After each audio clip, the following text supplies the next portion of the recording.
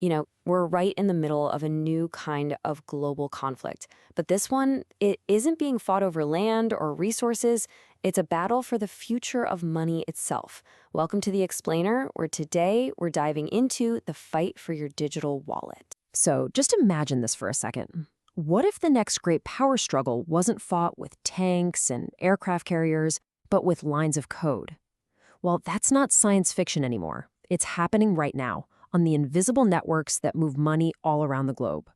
The big question has shifted from who has the biggest army to who controls the new currency of power. I mean, just look at how the weapons have changed. We've gone from tanks and ships to code and currency. The battlefields, they're not on a map anymore. They're on digital blockchains. And the soldiers? They're software developers. It's a total rewiring of geopolitical power, and right at the heart of it all is this really revolutionary new financial tool. And that tool is the stablecoin. Now, simply put, it's a digital token that's designed to hold a steady value, usually because it's backed by a real-world asset, most often the good old US dollar. A great way to think about it is like a digital version of a dollar bill, or maybe even a casino chip for the internet, one you can send anywhere in the world almost instantly. So what makes this simple idea so incredibly powerful? Well, to really get it, just look at a regular bank transfer. You know the drill. Sending money overseas is slow, it's clunky, it's expensive. You're filling out forms, you're waiting days, and you're paying these ridiculous fees. With a stablecoin, that exact same transaction moves from one digital wallet to another in minutes, and it costs pennies. This is why stablecoins are just exploding in popularity, especially in places with shaky currencies or where getting a hold of US dollars is tough. And believe me, the world powers have taken notice. So how is the United States playing this new game? Well, America isn't just sitting on the sidelines watching this all happen. Oh no.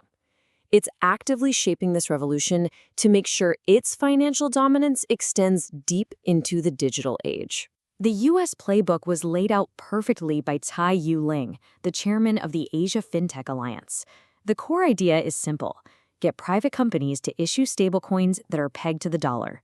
But the real genius, the real magic of this plan is what's happening just under the surface. It's this brilliant, self-feeding loop. So when you buy a stablecoin, say something like USDC, the company that issues it, like Circle, has to back your digital dollar with a real asset. And what's the safest, most liquid asset they can buy? You guessed it, short-term U.S. government debt. This means every single person in, say, Vietnam or Argentina who's buying a digital dollar to protect their savings is, without even knowing it, helping to finance the U.S. government. And the scale we're talking about here is just staggering. Citibank predicts the stablecoin market could hit almost $4 trillion by 2030.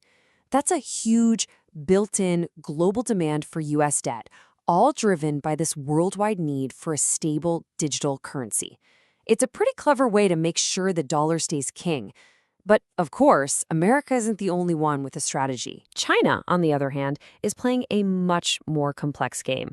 It's this fascinating two-track strategy, a really delicate dance between total control on one side and fierce global competition on the other. Okay, so on one hand, you've got mainland China.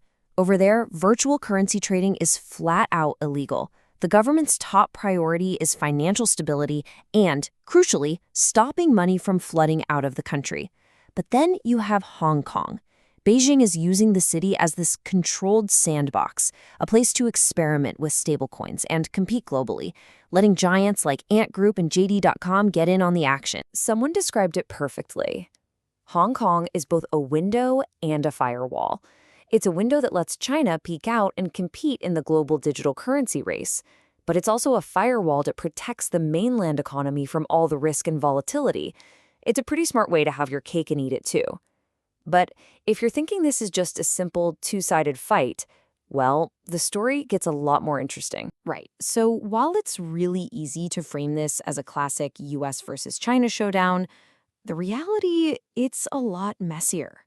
The battle lines are actually surprisingly blurry when you look closely. Just take the two biggest stablecoins out there. On the surface, it seems pretty clear-cut, right? You've got USDT, or Tether, which everyone kind of sees as the Chinese coin. Then you've got USDC, its all-American rival. But the truth is way more tangled. Reports show that Tether has investors with ties to the U.S. Commerce Secretary's family, and meanwhile, the American champion, USDC, has reportedly been looking into working with China's Ant Group. So what does this all tell us? It shows that while politicians are talking about rivalry and competition, global finance plays by its own set of rules. Behind the curtain, geopolitical opponents become pragmatic financial partners. Money, it turns out, has a funny way of crossing any border and any battle line. So this all leads us to the biggest question of all. What does this mean for the future of money? This isn't some academic debate for bankers and economists. This is a real battle that's going to define economic power for the next generation. As one top Chinese academic put it, this race has no spectators. For a country like China, sitting back and doing nothing is just not an option. If they fall behind in the stablecoin race, it means losing control over critical financial infrastructure. It could even cut them out of the future global economy. The pressure to get this right is just immense. So, all of this leaves us with one fundamental question. As we move from physical cash to digital assets, the very definition of money is being rewritten before our eyes. And this isn't just about making payments faster. This is about who controls the flow of value, who gets to set the rules, and ultimately who holds the power in the 21st century. The war for our digital wallets has already begun, and the winner will get to shape the world for decades to come.